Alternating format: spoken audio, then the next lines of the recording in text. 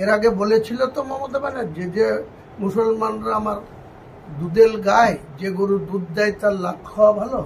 এবার জোড়া পায়ের লাত খাবে মমতা ব্যানার্জি মুসলমানদের কাছে, যেটা আপনাকে দায়িত্ব নিয়ে এই বীরভূমের মাটিতে বলে গেল।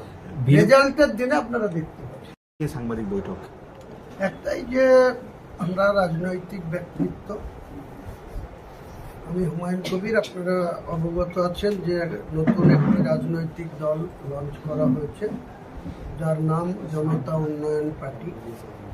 সেই পার্টি থেকে আসন্ন বিধানসভা নির্বাচনে আমরা বীরভূম জেলায় 11টি আসনেই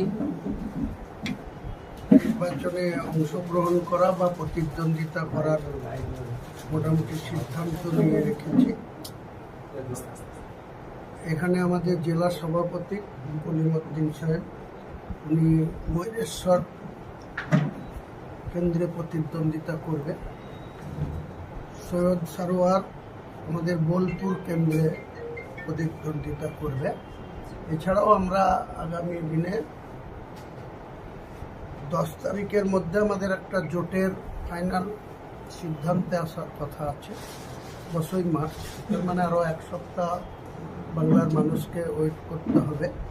আমরা বিজেপির বিরুদ্ধে এবং তৃণমূলকে উচ্ছেদ করা, তৃণমূলকে ক্ষমতাচ্যুত করা এবং বিজেপি সাম্প্রদায়িক বিজেপিকে বাংলার গদিতে বসতে না দেওয়াই হচ্ছে আমাদের মূল উদ্দেশ্য। কাজে আপনাদের এই পবিত্র বীরভূমের মাটিতে বোলপুরে দাঁড়িয়ে যেহেতু আমি এসছি, সকালবেলায় আবার আমার একটা জায়গায় ছোটখাটো প্রোগ্রাম আছে, সেরে পাথর চাপড়ি হয়ে আমি আমার জেলায় ফেরত যাবো।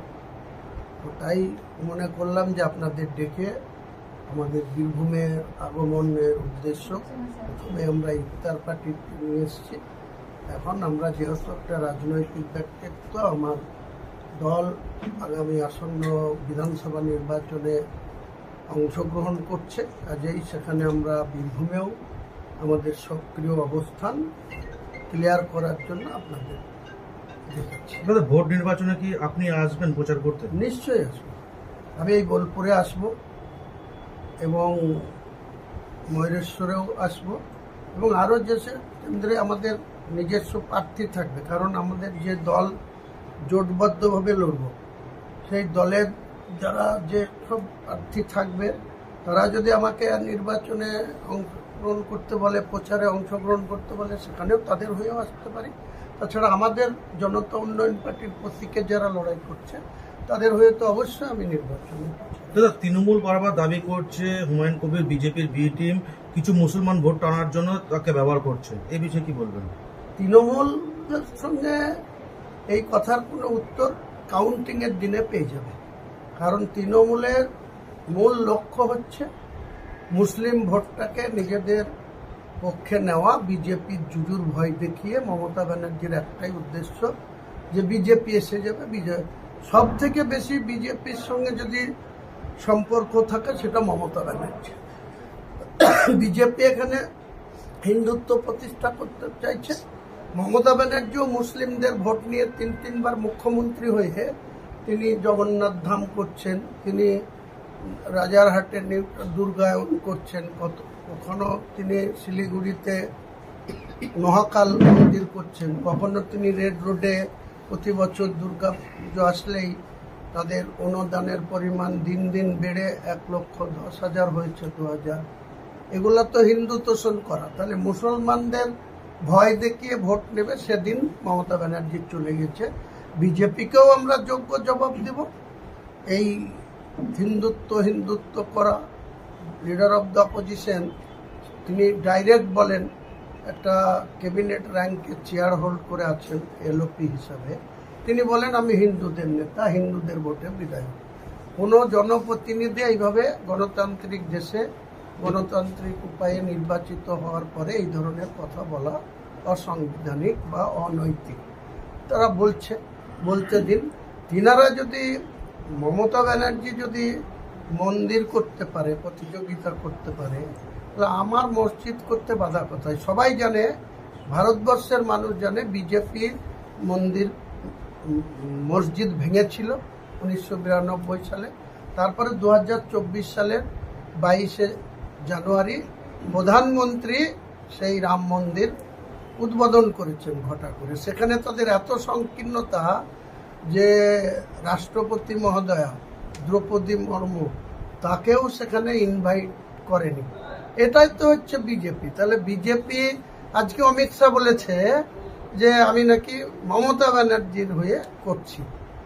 আমি অমিত শাহকে প্রশ্ন করি যে আপনি আপনার সঙ্গে বা আপনার মোদিজির সঙ্গে মমতা ব্যানার্জির বা কেন আজকে এত টাকা কোটি কোটি টাকা খরচ করে সিবিআই ইডি তদন্ত কি হলো? অভিষেক বন্দ্যোপাধ্যায়ের বিরুদ্ধে কেন ব্যবস্থা হয় না? কেন এখনো পর্যন্ত পার্থ চট্টোপাধ্যায় কোটি কোটি টাকার দুর্নীতি করে 3 বছর জেলে থেকে আবার তারা জামিন পেয়ে যায়? তাদের বিরুদ্ধে কেন আপনারা কোনো বিচার ব্যবস্থা দিয়ে সাজা দিতে পারেন না? বড় বড় কথা বলছেন আপনি। আপনি ভারতবর্ষের স্বরাষ্ট্রমন্ত্রী, আপনি হুমায়ুন কবিরকে টার্গেট করছেন যে আমি নাকি মমতা ব্যানার্জির বি টিম, আর মমতা ব্যানার্জি বলছে আমি বিজেপির ভোট কাটুয়া। আমি বলছি 2,62,00,000 মুসলিম ভোট আছে, তার মধ্যে 40 লক্ষ মতো নন বেঙ্গলি মুসলিম। তাদের ওই জাভেদ খান, ববি হাকিম, নাদিমুল হক, গুলাম রব্বানি, এরা সব নন বেঙ্গলি মুসলিম। তাদেরকে ক্ষমতা দিয়ে রাখা হয়েছে। বাঙালি মুসলিম যেটা 2 কোটি প্রায় 20-22 লক্ষ ভোটার আছে, তাদের কোনো গুরুত্ব নাই। মমতা ব্যানার্জি তাদের তেজপাতা হিসেবে ব্যবহার করে। এর জবাব এর আগে বলেছিল তো মমতা ব্যানার্জি যে মুসলমানরা আমার দুধের গায়ে, যে গরু দুধ দেয় তার লাত খাওয়া ভালো। এবার জোড়া পায়ের লাত খাবে মমতা ব্যানার্জি মুসলমানদের কাছে। এটা আপনাকে দায়িত্ব নিয়ে এই বীরভূমের মাটিতে বলে গেল। রেজাল্টের দিনে আপনারা দেখতে পাচ্ছেন। বীরভূমে কোন কোন বিষয়গুলো নিয়ে প্রচারে নামবে? সার্বিক বাংলায় যে সমস্ত দুর্নীতিতে ছেয়ে গেছে, বীরভূমও তো দুর্নীতির একটা আঁকড়াখানা। এখান থেকে কোটি কোটি টাকা তুলে নিয়ে যাওয়া হয়, রাজ্য শাসক দলের কোষাগারে জমা হয়। বীরভূম কি পেয়েছে? বীরভূমের বেকারত্ব জ্বালা রয়ে গেছে। বীরভূমের যারা হতদরিদ্র গরিব মানুষ তারা খুনোখুনি করছে, মারামারি করছে। তাই বকটু এর মতন ঘটনা স্থাপন করে দিয়েছে মমতা ব্যানার্জি। এইসবের যোগ্য জবাব আগামী দিনে বকটু ইস্যু উঠবে। তোলাবাজি করা কোটি কোটি টাকা, আমার কাছে খবর আছে যে প্রশাসনের মাধ্যমে রাজ্যের শাসক দল এই বীরভূম থেকে 52 কোটি টাকা মাসে তোলা তুলে নিয়ে যায়। এসব প্রচারে বলবো, মানুষ সিদ্ধান্ত নেবে। বীরভূমকে কেষ্টগড় বলা হয় এবং এখন কেষ্টকারের দিন, সেখানে জনতা উন্নয়ন পার্টি কতটা আশাবাদী বলে মনে হচ্ছে? মাননীয় কেষ্টবাবুকে 3 বছরের কাছাকাছি তিহার জেলে থাকতে হয়েছিল, এই জেলে আর তিহার জেল মিলে। তখন এই মমতা ব্যানার্জি তার পাশে একদিন দেখতেও যায়নি, খোঁজও নেয়নি। আবার এসছে, তখন তাকে আবার বাঘ বলা হচ্ছে। তো তার যে পুরনো পোস্ট, সেই সভাপতি থেকে যে কোনো কারণে হোক তাকে কনভেনার করে এখনও দেখছি কাজল আর বীরভূম, আমরা নিউজ দেখলেই খবর পাই বা খবরের কাগজ খুললেই জানতে পারি যে বীরভূমে 2 মহাবীরের লড়াই চলছে, কাজল আর এই লড়াই থেকে বীরভূমের মানুষকে মুক্তি পেতে হবে। আর মুক্তি পেতে হলে জনতা উন্নয়ন পার্টির পক্ষে ভোট দিতে হবে। তাহলে দেখবেন বাঘ থেকে এরা সব শিয়াল হয়ে যাবে। রাজ্যসভায় যে প্রার্থী তালিকা ঘোষণা হয়েছে সেখানে কোনো বাঙালি নেই, বাঙালি তো নেই, নন-বেঙ্গলি রয়েছে। এবং একজন সমগামীকে প্রার্থী করেছে, যেটা ইসলাম ধর্মের বিরুদ্ধ। ইসলাম ধর্ম কোরআনে নাজায়েজ বলা হয় এদেরকে, যারা সমগামীতে যুক্ত থাকে তাদেরকে ইসলাম ধর্ম কোনোদিনই টয়লেট করে না। তাহলে মুখে ইসলামদের ভালোবাসা দেখায় মমতা ব্যানার্জি, অথচ একজন সমগামীকে তিনি প্রার্থী করে দিলেন। যে মুসলিম নিধন করে এসছে, যে বাবুল সিপ্রিয় আসানসোলে, তাকে রাজ্যসভায় পাঠাচ্ছে। যে ডিজিপির রাজীব কুমার ওই 2012 সালের 5ই ডিসেম্বর যাকে সুদীপ্ত সেনকে কাশ্মীরের লাদাখ থেকে গ্রেপ্তার করে আনা হয়েছিল, লাল ডায়েরির কথা আপনারা সংবাদ মাধ্যম তখন থেকে শুনে আসছেন। সেই লাল ডায়েরি তার কাছে আছে, সেটা যদি প্রকাশ করে দেয়, তাই ডিজিপি রেখেছিল, ডিজিপি থেকে এই রিটায়ার করেছে, সঙ্গে সঙ্গে তাকে রাজ্যসভায় পাঠাচ্ছে হচ্ছে। এসব বুঝতে হবে আপনাদেরকে। কাজে আগামী দিনে এসব করে পার পাবে না মমতা ব্যানার্জি। মমতা ব্যানার্জিকে বাংলার গদি থেকে বাংলার মানুষই সরিয়ে দেবে, শুভবুদ্ধি সম্পূর্ণ মানুষও সরাবে। আর এই যে মুসলমানদেরকে উনি শুধু বিজেপির জুজুর ভয় দেখায়, আমি বলেছি আমরা বিজেপিকে রুখবো, আপনি বিজেপিকে রুখুন। আপনি এত মন্দির করছেন, এত অনুদান দিচ্ছেন, তাহলে হিন্দুরা কেন আপনাকে ভোট দেবে না? তাহলে আপনারা সেই সব ভোটে মুসলমানদের ভোট নিয়ে আপনি বিজেপিকে আটকাবেন কেন? আপনার কমিউনিটির ভোটে আপনি আটকান না, বিজেপিকে আটকান। কে মানা করেছে?